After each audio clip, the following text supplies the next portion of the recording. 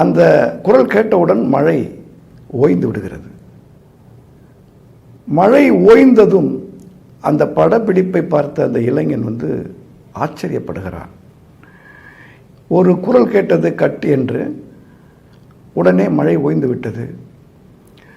திருப்பி கொஞ்ச நேரம் அங்கே நிற்கிறான் அந்த இளைஞன். எகைன் ரெயின் ஸ்டார்ட் என்று சொல்ல மழை மீண்டும் பொழிய துவங்குகிறது. நடிகர்கள் நடிக்க துவங்குகிறார்கள். இப்படி அந்த படப்பிடிப்பை பார்த்து வியந்த அந்த இளைஞன் இந்திய திரைப்பட இயக்குனர், ஒளிப்பதிவு ஆளுமை, மரியாதைக்குரிய பாலு மகேந்திரா அவர்கள். அங்கே படப்பிடிப்பு நடத்திய இயக்குனர் ஹாலிவுட் இயக்குனர் டேவிட் லீன்.